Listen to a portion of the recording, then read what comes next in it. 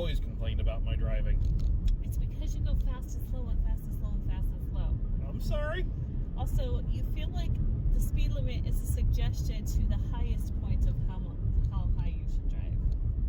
And that you regularly go 5 to 10 miles under the speed limit.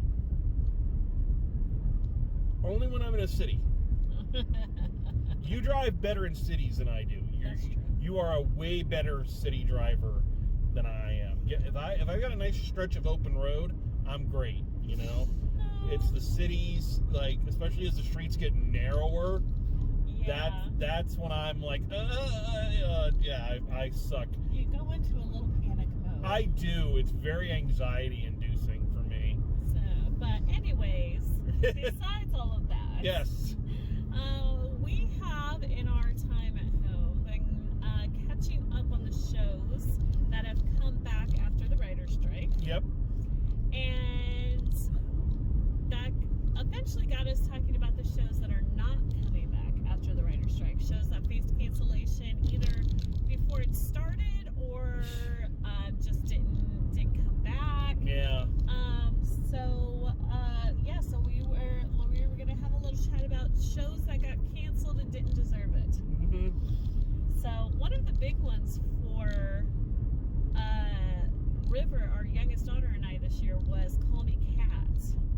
Oh yeah, they did pull the plug on that one, didn't they? They did. They actually pulled the plug on that one before the season ended.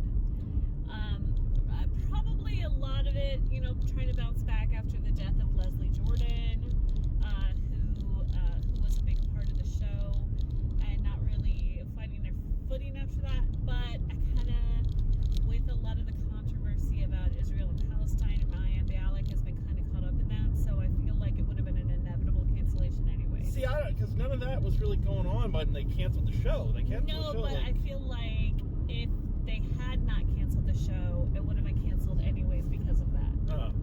So, yeah. Well, but at least, I always hate there's two ways that they go about this, I've noticed with TV shows. Either the show itself kind of says, okay, this is our last season, and so they have the season to kind of tie up loose ends and bring everything to conclusion. Or you get the ones that are told kind of halfway through the season, we're not bringing you back. And so they kind of have to do a rush to tie things up. And I think that, I don't even think they got a half a season to tie things up. I think it was like the last couple of episodes. But still, I find that, in either way, I find that a little bit better than when they just kind of cancel a show without any... It just doesn't come back. Yeah, it just doesn't come back. And so that the fans that were watching get no kind of... closure about it? Yeah. One of the big ones for me, and this is, 15, 16 years ago, was a show called The Black Donnellys. Mm-hmm. Was about, and you've heard me talk about this show. Yeah. Jonathan Tucker was the lead. It was a family of Irish mobsters in Boston, and the kid who was trying to break out of that. And they got, they don't really do this as much anymore, but they got the 6th season cut off, or 6th episode cut off. Oh, yeah. There were 6 episodes, and then it was just gone. Mm. It just didn't exist anymore. Fox used to be the champion of that. Yeah. I find it funny. I know you hate it, but I always find it funny on Family Guy when every so often they'll do a joke like, why are all the horses at this horse race named after canceled Fox shows? And it's just like this list of 20, 30 shows that were there, they advertised, and then disappeared. Yeah. Yeah, and I feel like a lot of them get a bum deal. And they were a lot better than what people present them as. But, I mean, you have to give shows a chance to find their footing. Yeah. If you look at Parks and Rec, The Office, Seinfeld, Star Trek: The Next Generation. The first episode or two, or first season or two, they really didn't do anything, and then the first season of Next Generation is notoriously horrible. like nigh unwatchable. You know, like there's a reason why nobody like. It's got one of the worst pilots of all time. The costumes are ridiculous. You know, it took it a good season and a half to get any kind of traction. And I mean, considering how ridiculous the costumes were in seasons after that. Yeah. So tell me, what show did you mourn the canceling of? There are a few. I think I've talked about it here before, so if I'm repeating myself, sorry. But there was a show on Fox called The Gifted. Okay. Which was set in the X-Men universe, but not like in any movie or tie-in universe. It was just it, but it was an X-Men show, and it was really, really good. Okay. Like it was probably the best live-action X-Men that there's been to date, and it worked with a lot of lesser-known characters. Which I think is the way to go for a lot of this stuff. Yeah. But yeah, it had Amy Ecker in it. Oh. She has had a hard time finding a show that worked for her after Angel. Yeah. Well, I mean, and even on Angel, she was a couple seasons, and then she got killed off pretty spectacularly. But she still was on it for the entire. That's true. For almost its entire run, she came on at the end of the second season. So, but yeah, since then she was in The Dollhouse. Yeah. And then The Gifted. Another one. Which also kind of brings up Eliza Dushku, who had the same. Yes, because she was True Calling. Yeah, and that's another one that I kind of think had a lot of potential to do some interesting things, and it got the axe. Yeah. Doll's House had the same.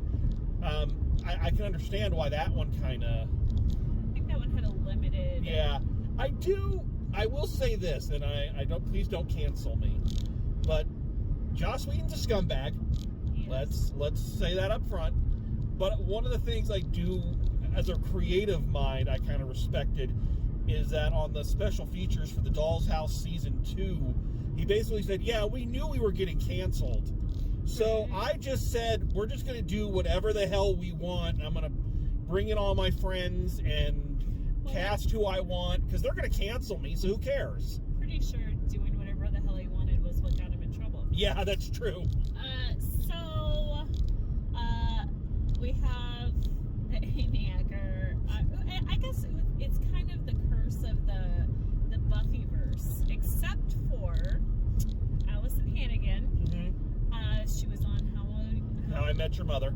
And David Boreanaz has had a very consistent like David Boreanaz, of any of the people with maybe the exception of Seth Green, right, has he's gone from one long-running show to the next. Yes.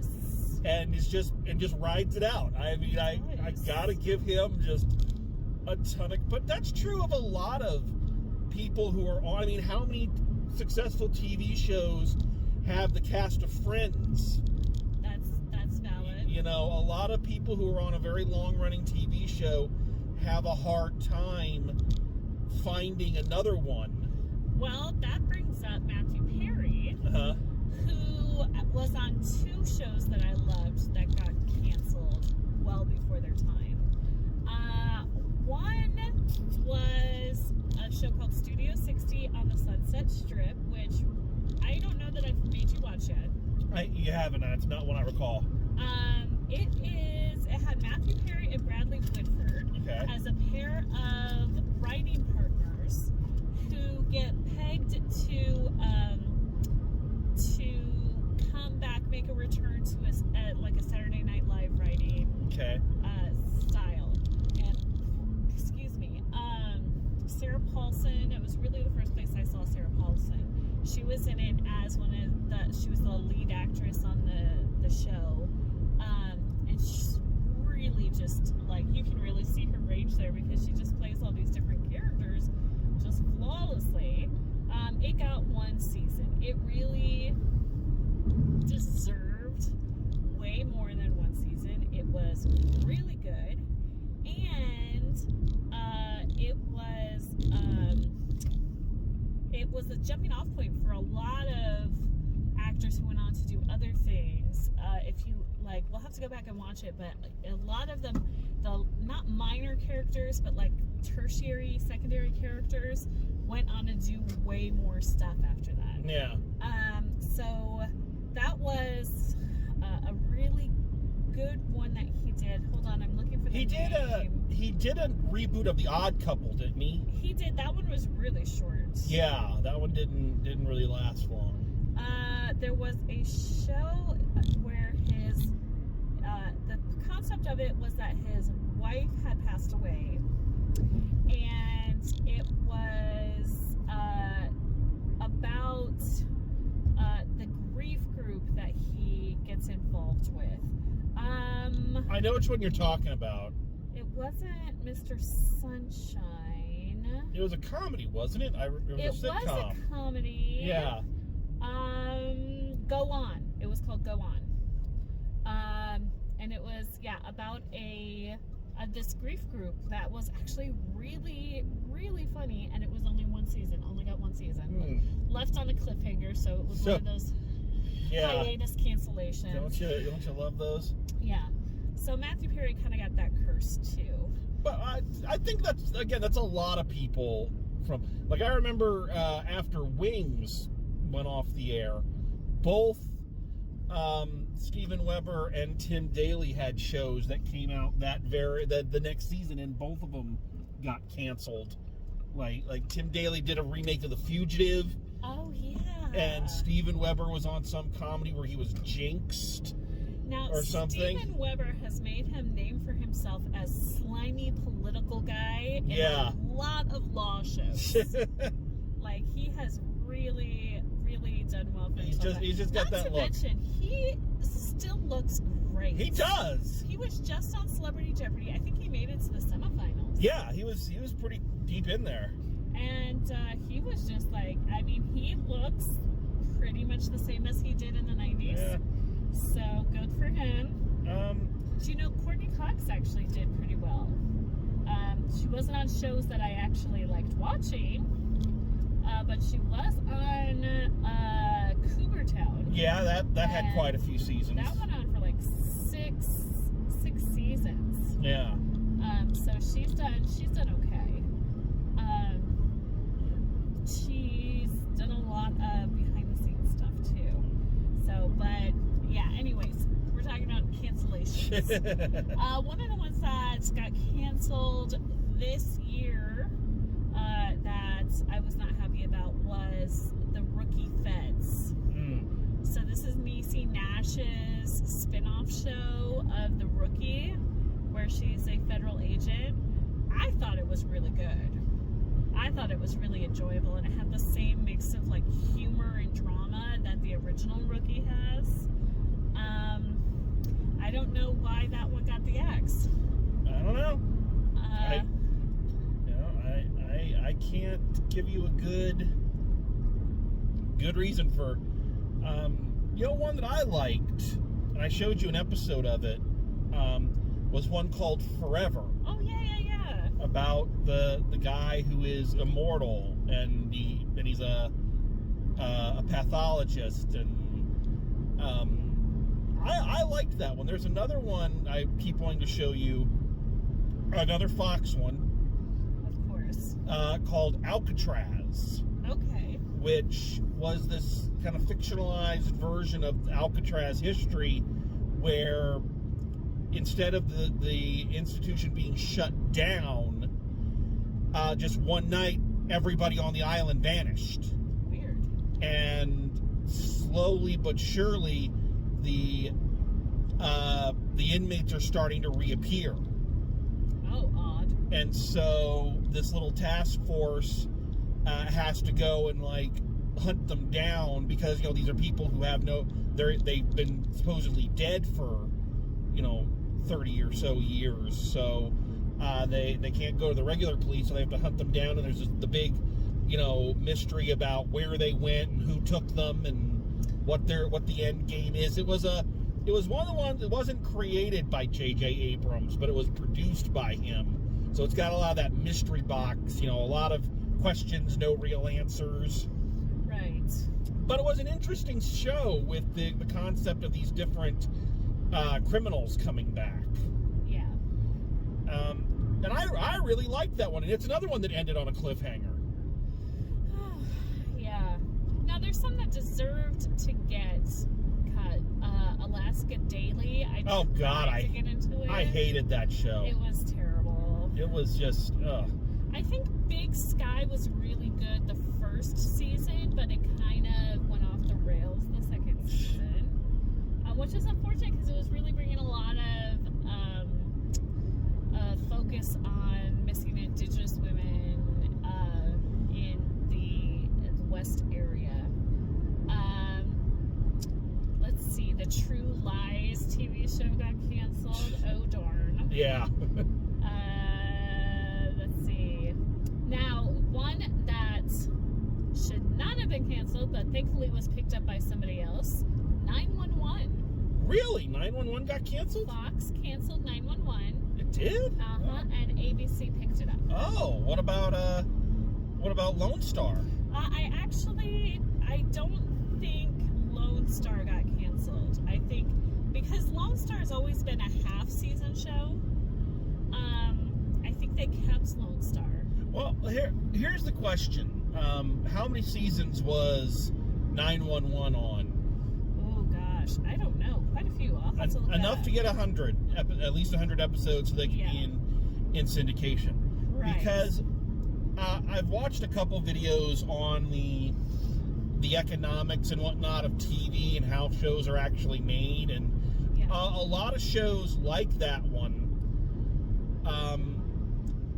the network agrees to air them for a certain time, like up to a certain amount of seasons, and then after a certain amount of seasons, they then have to pay for them. So in other words, like, okay, here's a good example. You remember that Tim Allen show, Last Man Standing?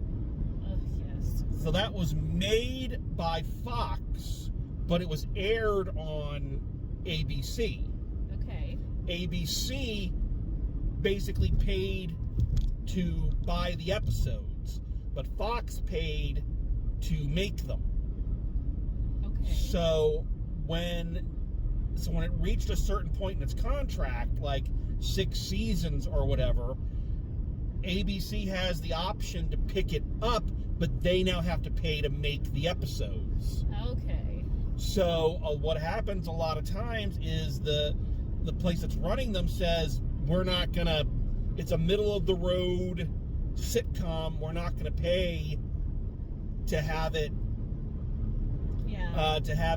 made, so we'll just cancel it. So despite what Tim Allen says about it being all political, that his show got canceled, it is not. Tim Allen's show should have gotten canceled about 7 seasons ago. Yeah, it should have been canceled because it was crap. Yes, it was crap. It was very crap. So as far as other shows that should not have been canceled, Star Trek Prodigy was canceled. Yeah, Prodigy. They tried to get it on to Netflix. I think it is going to be on Netflix, but I don't think they're making any new episodes. No. Which was a shame. I thought it was a very good show. Netflix canceled Mindhunter, which is unfortunate because that was a really good show, and also Big Mouth, which is a very popular show. But I was actually surprised that they were still making new episodes of that. And then, a good one that didn't deserve to get canceled was Reboot, which was on Hulu. Yeah, I've heard a lot of people talk about that one. That one was really good. Keegan-Michael Key is another one who has had a hard time getting a long-running show after leaving Key and Peele. Yeah. He's done a lot of little work, and he actually wrote a couple books, but he's had guest appearances on things. Yeah.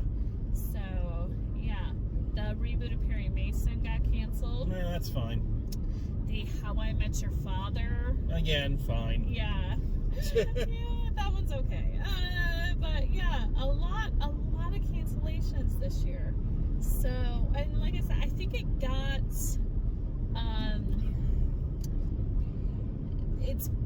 I would say it's probably was more intense than usual because of the writer's strike. Because there were so many people who, like, just moved on after that. Yeah. You know? Well, I think it's that, and, like, I remember a few years back, and they still talk about, like, Netflix is now kind of the new Fox. Right. Where it puts on a show, people seem to like it, and then it cancels them. Yeah. And because I remember a couple kids when I was teaching speech gave speeches about, you know, how stupid Netflix is for doing this. And while I understand the sentiment, I think people need to understand that there are a lot of TV shows out there right now. It's pretty intense. Like, between the networks and the streaming services, Yeah. everybody, like, I don't know, like, I'd say there's got to be close to 500 scripted TV shows active right now. It's so different than the world, even, like, okay, when we were, you know, kids in the 80s, then everyone pretty much watched the same 10 or 12 channels. Yeah. And then cable expanded it, so by Yep. the time that we were young adults, you had a lot more choices, but everyone was still pretty much watching the same big ones. Mm-hmm. You know, you had your Thursday night NBC comedies, you had Lost, you know. TGIF Fridays for a while. So you had the same things, but now it's so vast of a landscape that you don't have to watch the same thing as everybody else. Mm-hmm. It is, I think that there's pockets of things that people watch all the same things of. And that's and I think that's where the issue comes in, is that there are so many things screaming for our attention, and there's only so many hours in a day. Right. You know, there's no way you can, unless it's your job, you know, you can't sit and watch every single show that's out there. So Right. I remember when reality TV really started kicking off, watching Survivor, watching American Idol, and everybody would talk about it. It would be a big deal. But now I don't watch. I watch we have like one reality TV show we like. yeah. And it comes on in the summertime. Mm-hmm. And other than that, I just don't invest any of my time into that because that's not what I care about. Yeah. So now if we're talking about procedural crime shows, I probably have at least attempted to watch all of them. Yeah, we do have a wide range of those. So yeah, I guess it's there's just so many options now. The studios are never going to get Seinfeld/Friends numbers again. No, I don't think so.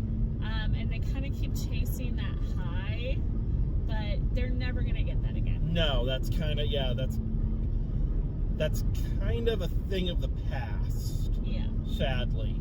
So, well, it's the same thing with, I don't think that movies are going to be able to make the money that they used to be able to make ever again. Probably not. Because there are so many choices and ways to watch them now. Yeah.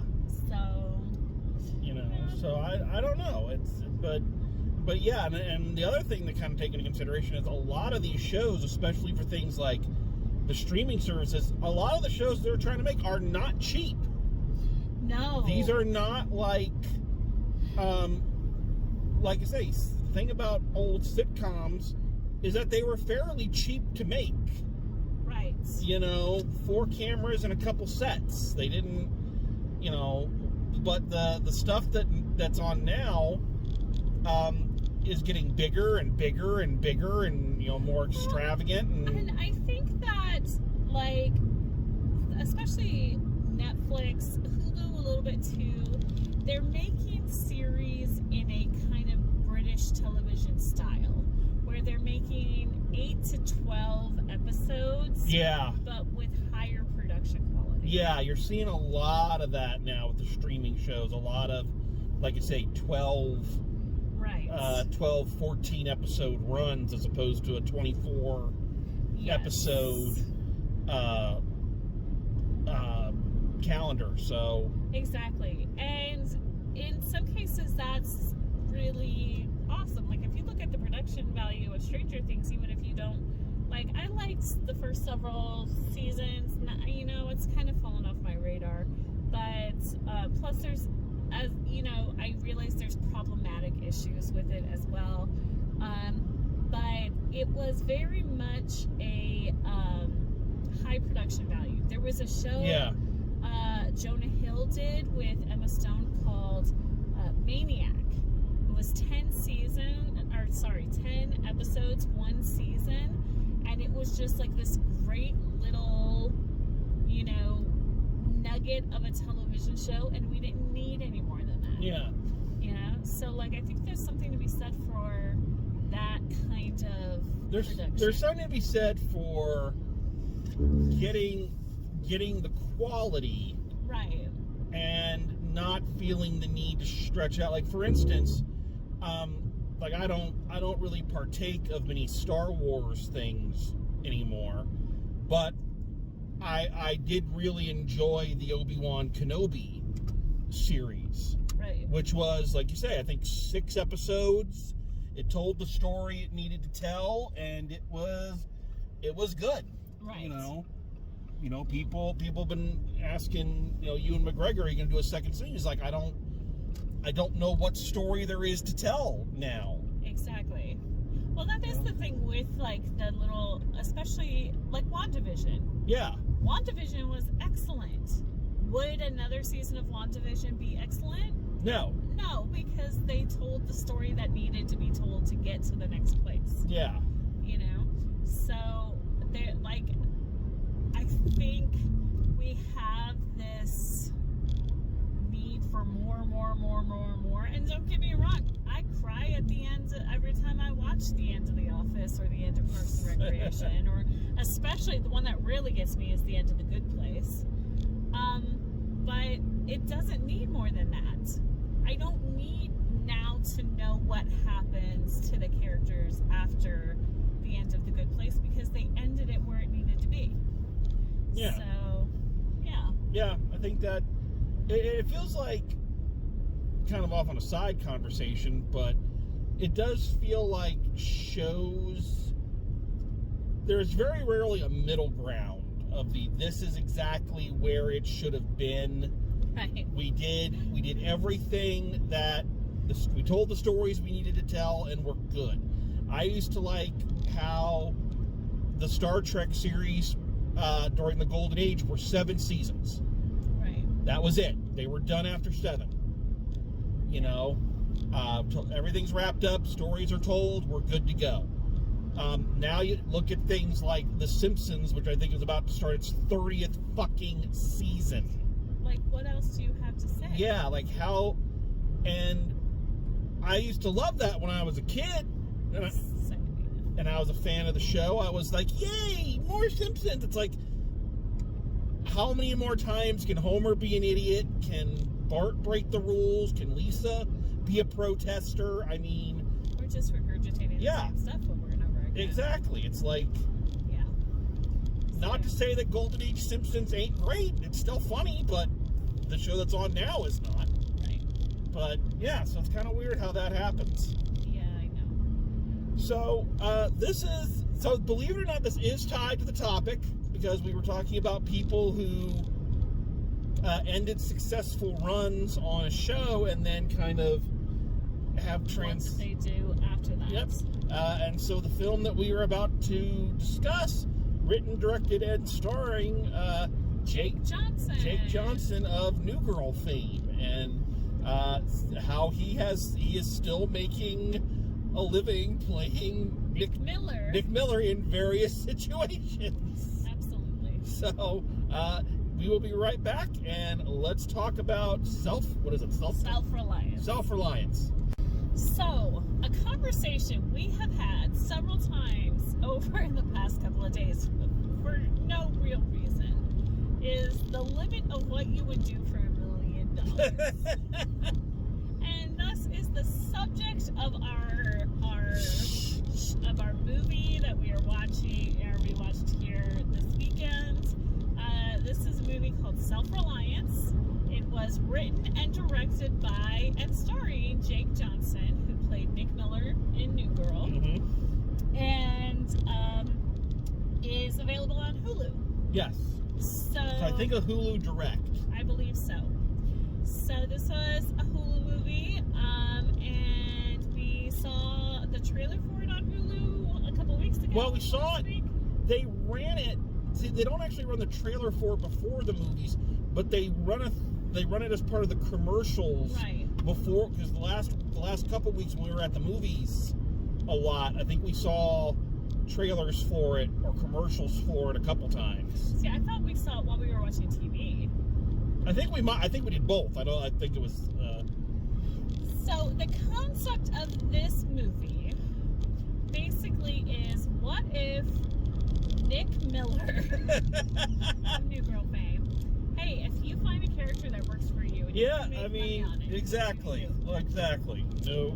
What if he was offered $1 million to be hunted for 30 days? Yes. So it's kind of, got the vibes of the, what is it called? The Deadliest Game? The Most Dangerous Game. The Most Dangerous Game.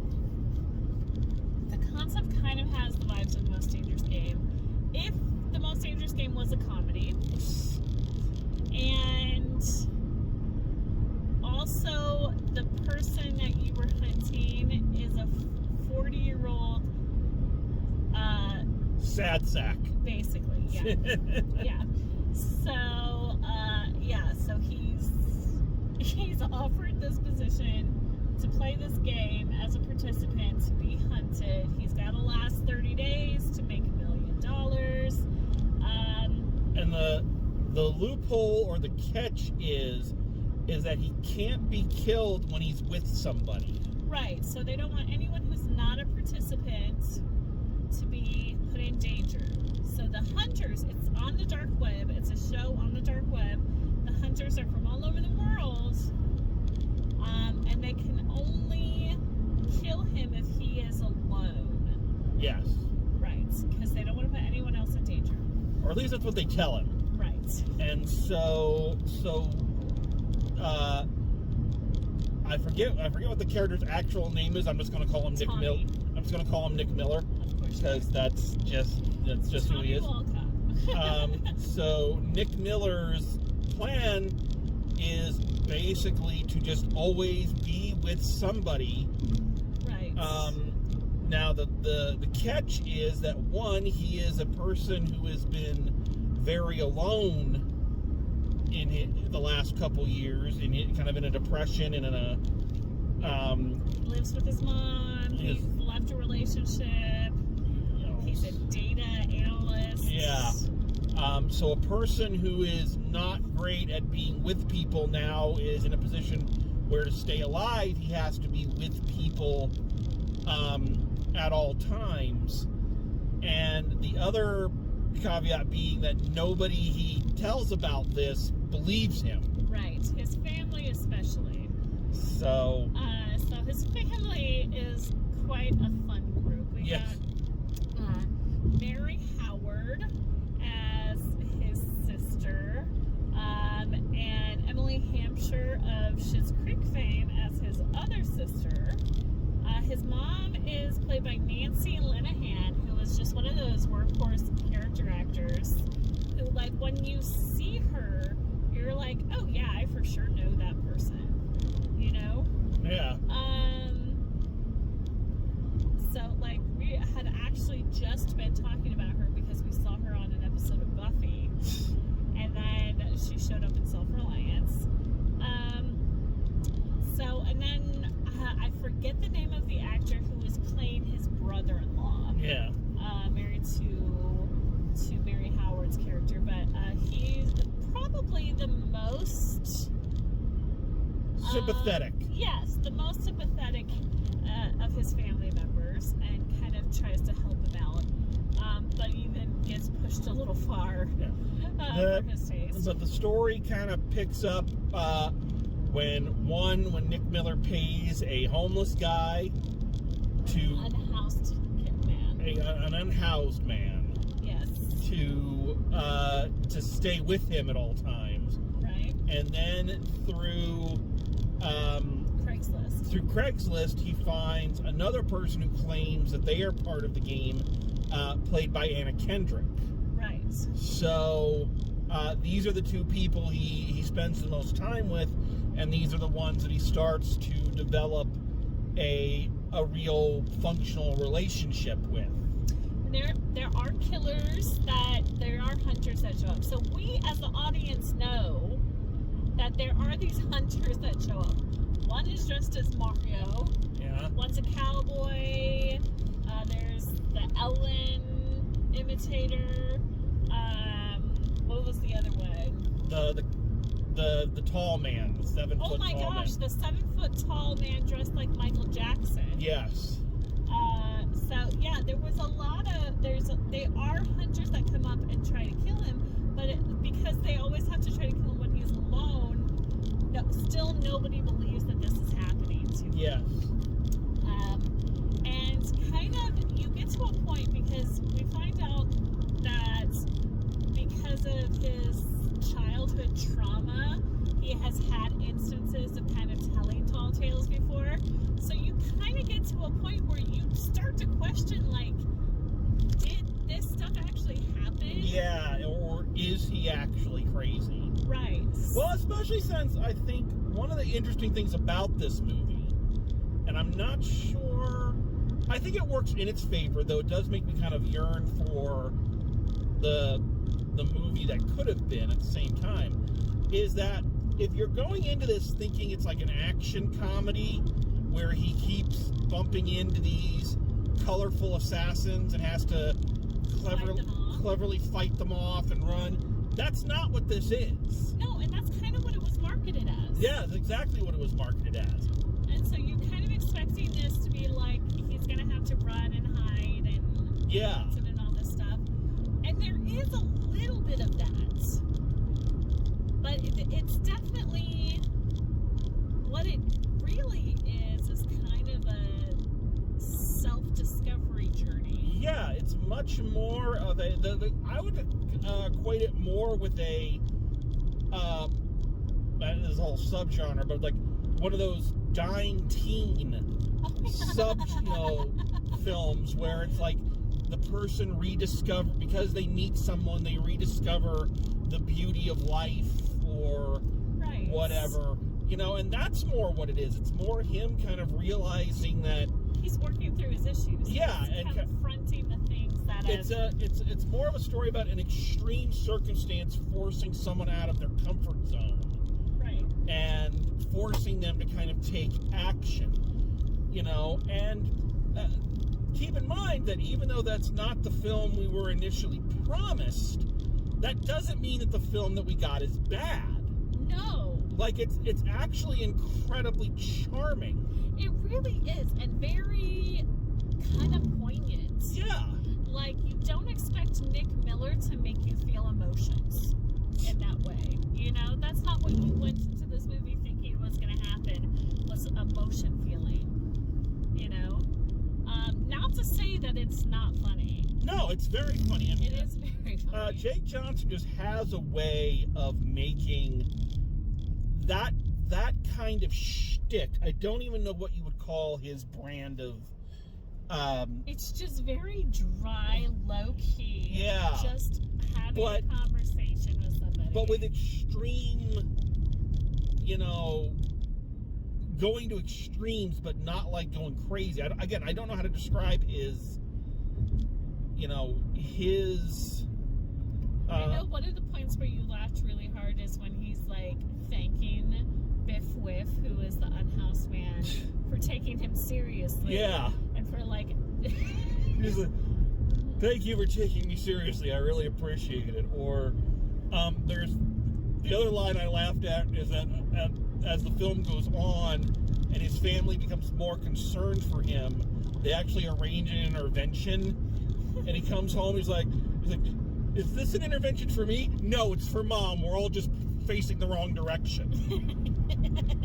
You know. That was good.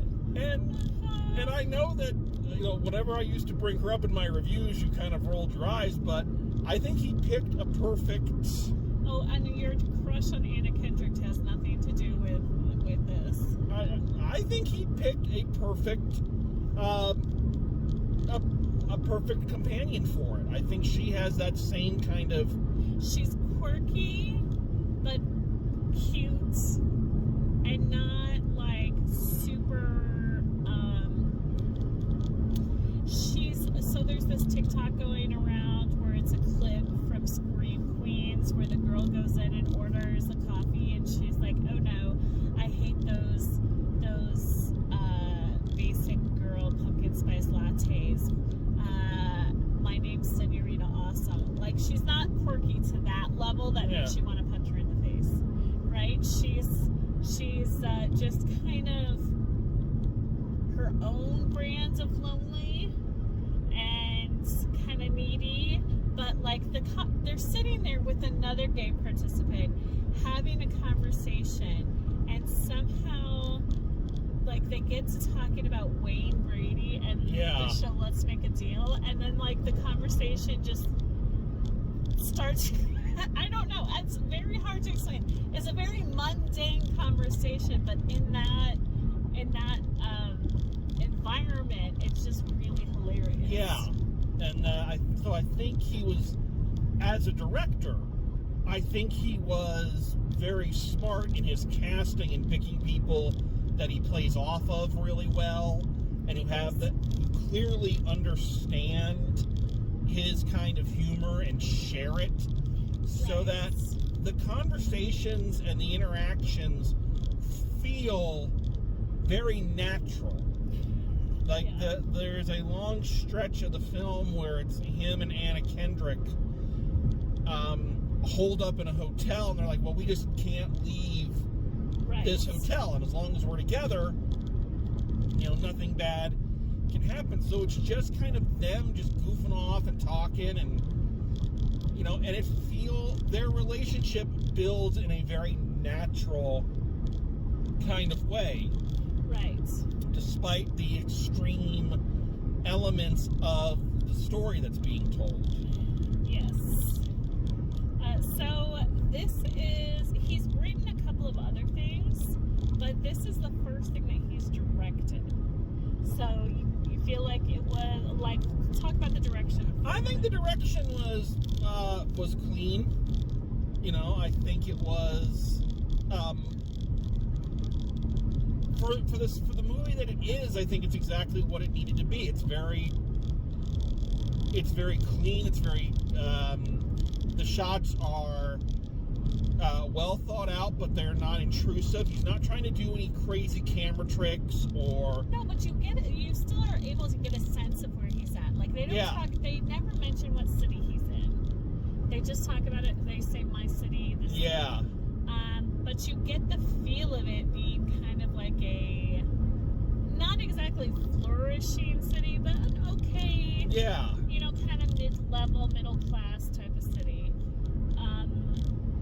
And I think that, like, I mean, where he's walking through town and all of this, I think it does set the tone for who he is as a person. Yeah, it does. Yeah, I would say that, like, it was, but like you said, not intrusive. I'm not sitting here talking, like, thinking about, like, how he used the camera angles or anything like that. It just felt like it went along with. Well, it's kind of like old school, well, not even old school, like Kevin Smith directing, where you set the camera up, click, and go. You know, it's not a... Let the characters and the story tell the story. Yeah, and don't worry about, you know, I think of the film we just reviewed, Madam Web, where they're like spinning the camera all around and trying to look all fancy and whatnot, and it just looked stupid. All that I think of with that is, like, what are you trying to cover up with your fancy camera? Yeah, so I think he was smart, and I think he wrote a movie that fit his directorial abilities. Can he go further? Maybe he doesn't want to. Maybe these are the kind of films he wants to make. I mean, how many seasons of New Girl in syndication, I think he's okay. Yeah. Like, I think he's probably making plenty of money. But, okay, so the actors he casts, not only the actors who are, like, the main characters, but, like, the bit pieces. Yes.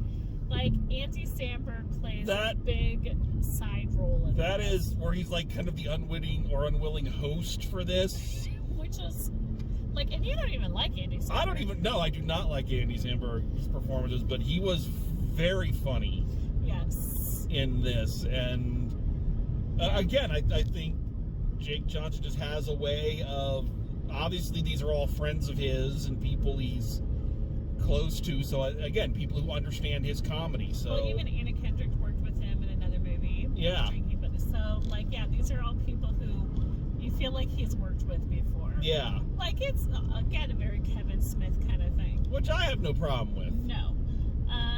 Then you've got, like I said, his family was very well cast. Biff Whiff as the unhoused man was I just love the name perfect. Biff Whiff.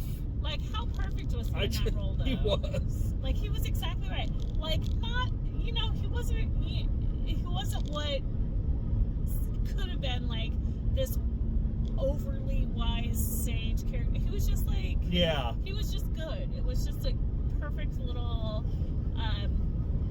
he was the perfect little squeeze of lemon in the room. Yeah, and like I say, just he was funny just by sitting there Right. And then, and letting Jake Johnson kind of bounce off him, you know. you've got the cameos of the people. Well, not really cameos. You got the little appearances of the killers.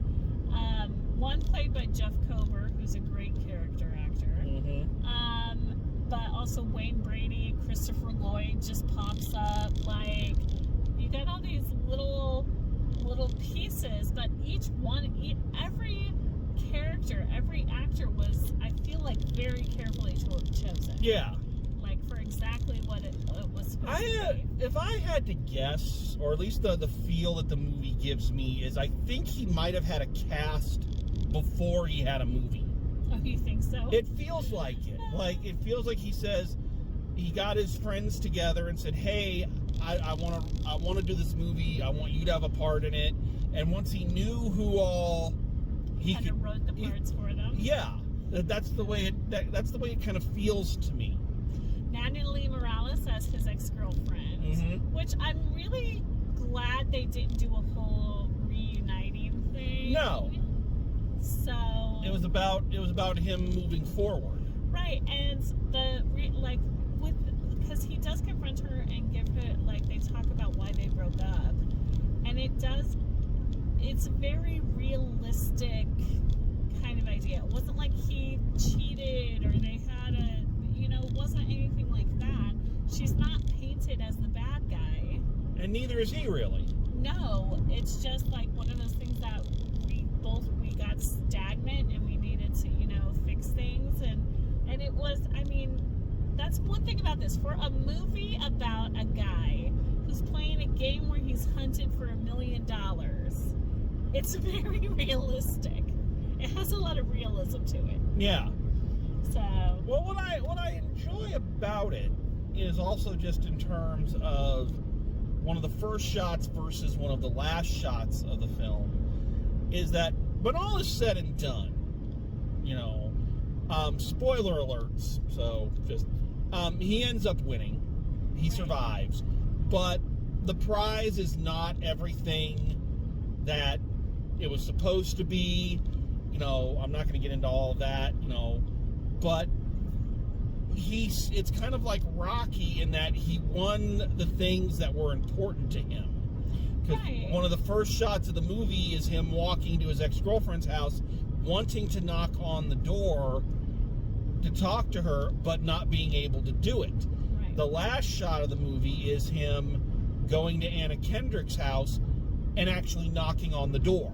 Right. So he has grown. So even though the game didn't pan out the way it was supposed to, or it has, but in a weird, 6 degrees of separation kind of way, it doesn't matter because he's grown and become a better person from the experience. Right.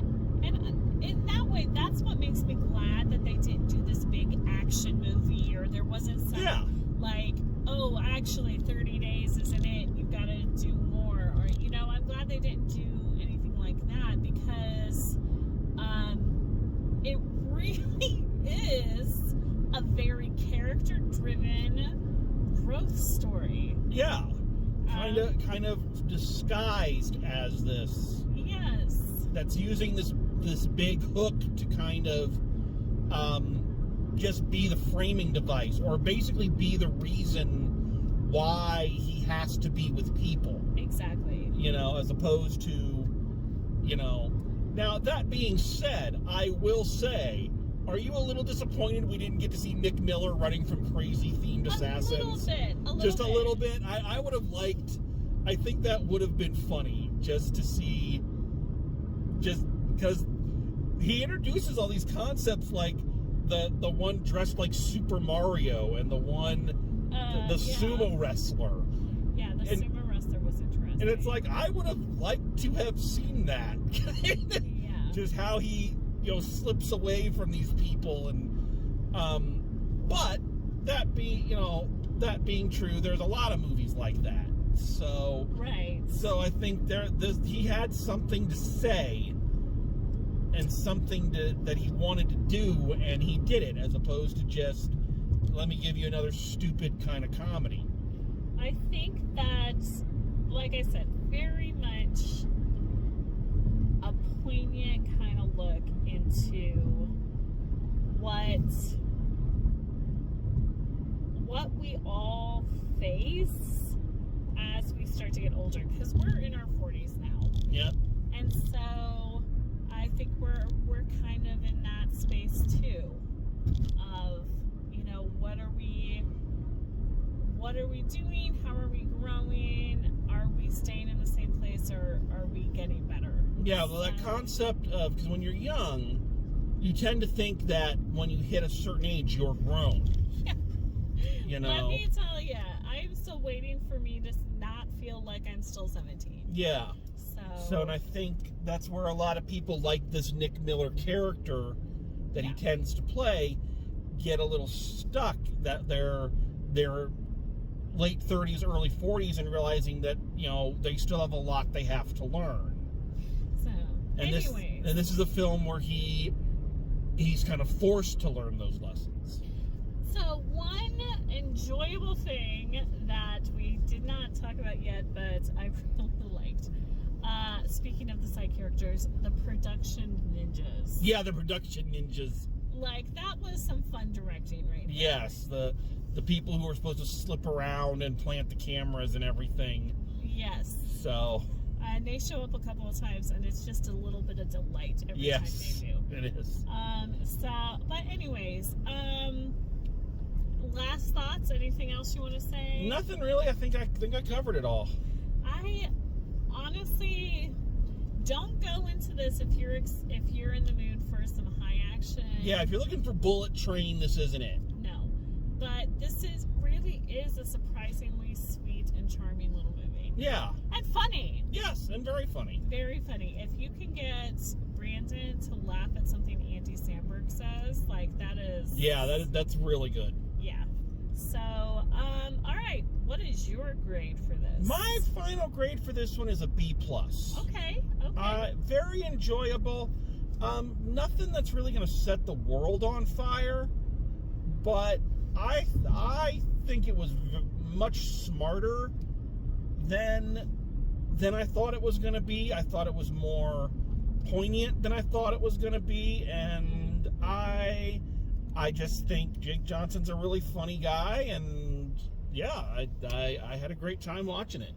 Yeah, I'm gonna go with you on that. The B+.